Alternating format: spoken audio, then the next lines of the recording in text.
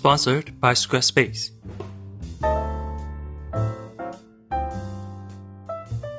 No filmmaker can bring out the romance of Hong Kong quite like Wong Kar-wai.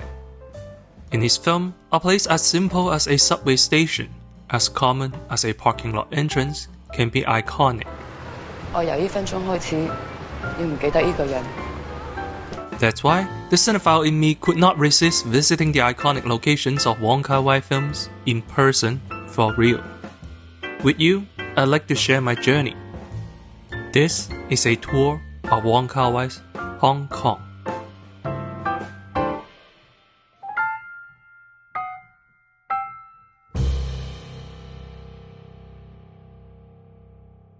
Let's begin with Chungking Mansions.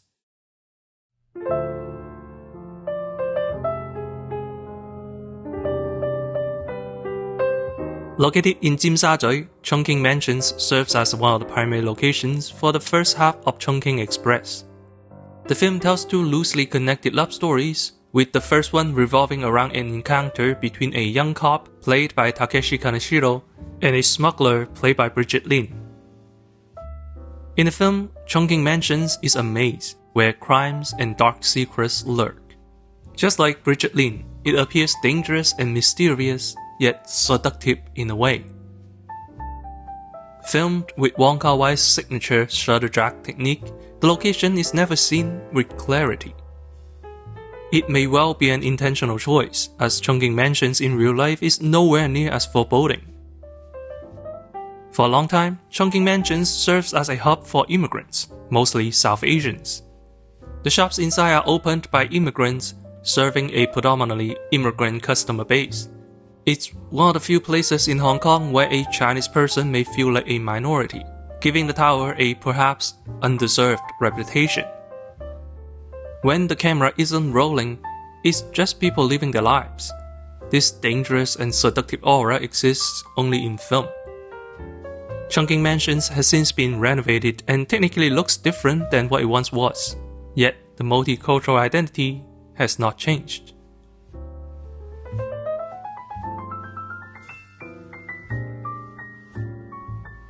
East of Chungking Mansions, we can find a McDonald's. This is one of the few recognizable locations from Fallen Angels, a film in which most scenes take place in indistinct places. This is where Leon Lai walks in alone and a few minutes later, walks out with Karen Mok. The maniacal encounter is core to the surreal romance depicted in this film. Setting this event inside a McDonald's is just the right kind of absurd.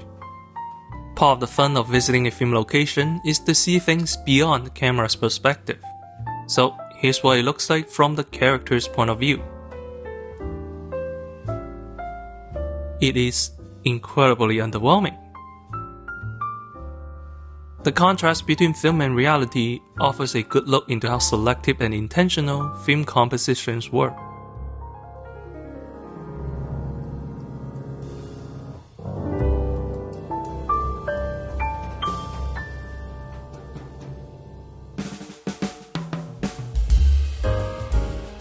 About 30 minutes walk to the north is Yau Ma Tei Theatre. It was here Wong Kar-wai made one of the iconic scenes from his debut feature, As Tears Go By. 今日我喺呢度賣魚蛋，第日我喺中東賣飛彈啊！ As Tears Go By tells the tragic story of two small-time gangsters trying to climb the social ladder. This image of two lowly young men trying to make a living at a crosswalk has since become a very relatable meme. The nearby wholesale fruit market and the entrance to the theater both appear in the film as well. I can't show you much because it was an adult theater in the 90s. Adult movie posters decked the entrance, though not explicit, it was far from classy. Nowadays, the street corner is occupied by a public toilet stall and some other installations. The sidewalk can barely fit a person, let alone a food cart. By the way, Hong Kong may be the single loudest city I've ever been to, which says a lot coming from a Montrealer. Here's what it sounds like. It's no wonder why Hong Kong movies were almost always filmed without live sound.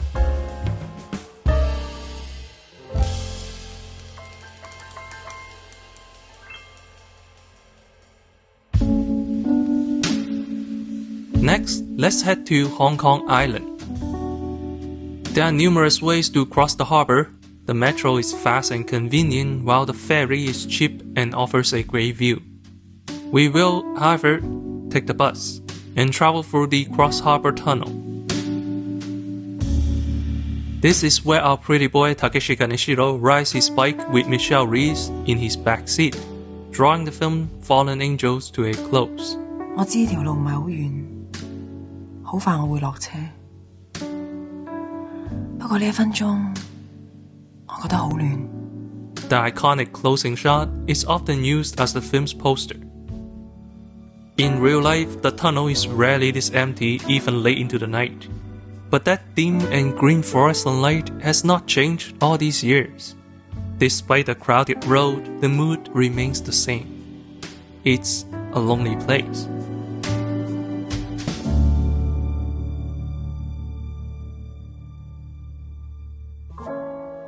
During my travels, there were many occasions when I wanted to visit a website, only to realize it is banned in mainland China or is slow due to the lack of servers in Asia. Catching up with my favorite VTubers become an ordeal, but it doesn't have to be a problem. That's right, it doesn't matter if you're an idol, an artist, a musician, or a business owner, you should make a website with Squarespace. With Squarespace, you can easily create a professional website using pre-made templates. Your website can be tailor-made to your liking and can be reached from anywhere around the world. Better yet, Squarespace automatically formats your website for mobile devices, further enhancing its accessibility. With numerous helpful resources and 24/7 customer support, Squarespace makes the process simple and enjoyable. Start a free trial at squarespace.com/accidentalcinema. Use the code accidentalcinema and you can get 10% off your first purchase. Now you can post your stream schedule, share your recent photos, host your restaurant menus, and keep in touch with your fans from around the world. Don't let distance limit your reach. Start your website at squarespace.com/accidentalcinema today.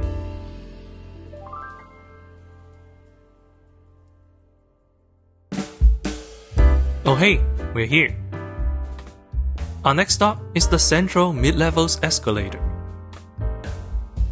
This is the world's longest outdoor covered escalator system, which sounds like it wins by qualifier in self-stats.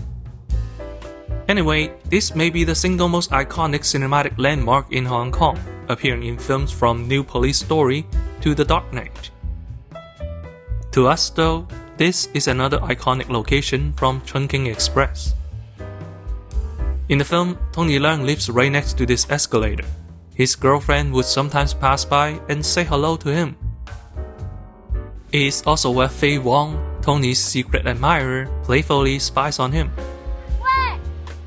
The peculiar intimacy between a public and a private space made it a uniquely Hong Kong setting. Following Chungking, the escalator became a bit of a love icon in Hong Kong cinema. Funny, as the escalator is barely in Chungking Express.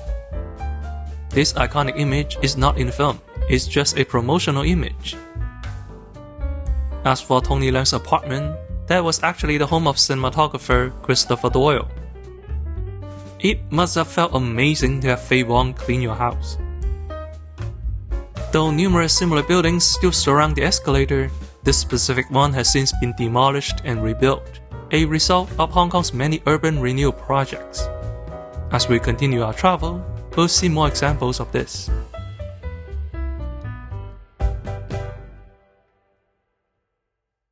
Case in point,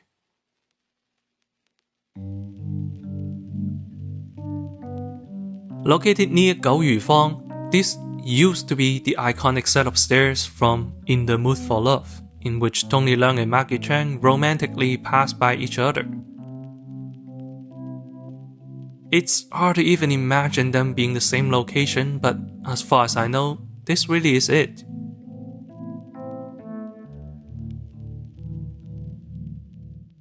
At least, this is as close as we can get. Google Street View shows the building entirely demolished during the early 2010s.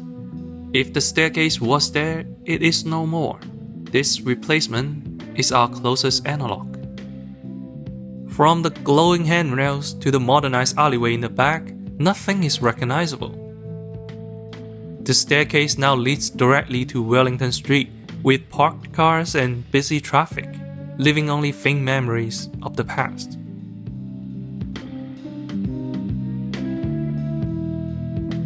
Just 7 minutes walk away is Pottinger Street. Often said to be the location of In the Mood for Love, the street's iconic paved granite stone steps echo the nostalgic tone of the film. As far as I can tell, however, In the Mood for Love was never filmed here. Most of the exterior scenes were filmed in Thailand, with the staircase being one of the few exceptions. Contrasting with what the staircase looked like today, Pottinger does bear a closer resemblance. I suppose this is why people misidentify it, a claim repeated by the Hong Kong Tourism Board. But one must accept the passage of time. Sometimes things change.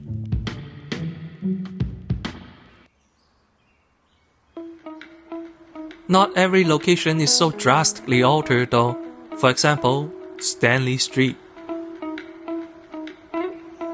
In this scene from Chungking Express, Faye Wong, who has a huge crush on Tony Leung, who doesn't, pretends to bump into him so they can talk. The place they met was a food stall on Stanley Street. The stretch of food stalls used to be much longer, but the west section of it was demolished in the 2010s. What remains here, however, still looks practically identical to the film. It's hard to tell if this is where Tony Leung once sat, but it certainly feels close. By the way, the food tastes amazing. In the next scene, we see Tony helping Faye with her basket of onions. The street they walk down is the Graham Street Market. It's a bit funny because Graham Street Market is literally right there. By the way, it's weird that they are walking down the slope, since Stanley connects to the lowest point of the market. But let's not get too nerdy. As far as I know, Graham Street is still in the process of being renewed. The market certainly looks more modern, but still recognizable. Here, people go through their day-to-day lives in a fashion that remains distinctly Hong Kong.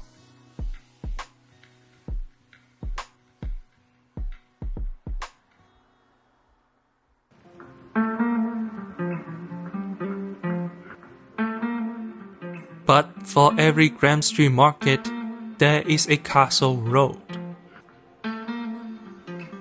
This is where Maggie Cheung meets Andy Lau in Days of Being Wild. But you won't be able to tell any of that, as the street has since been completely renovated. This stone wall in the back, gone. And for every Stanley Street food stall, there is a Goldfinch restaurant. The iconic restaurant where Tony Leung and Maggie Cheung play as each other's partners had closed its door in 2018. In its place is a Sichuan restaurant which looks nothing like the old place.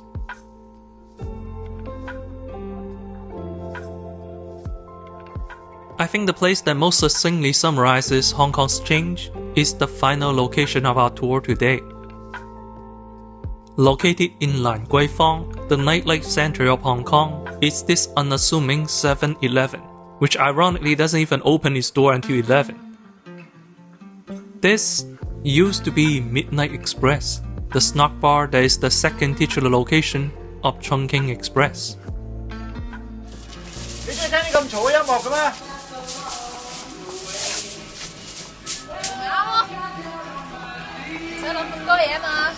This snack bar, owned by a Hong Kong local with a migrant worker, serves shawarma from the look of it, all while playing California Dreaming, a 1965 American song.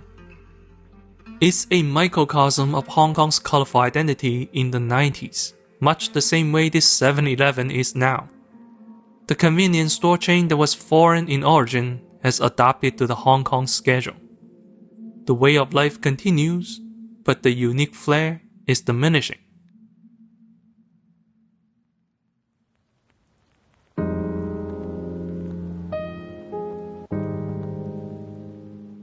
For better or worse, the Hong Kong government runs and rules like a Chinese parent, often solving issues through overly blunt methods. Here, by the Victoria Harbour, young people used to gather and play music, not for money, as tipping was not allowed, but for their passion. In the process, they kept the Cantopop genre alive. Yet, due to noise complaints, street performance is now banned. What was once a vibrant location has since become an empty place where few tourists gathered.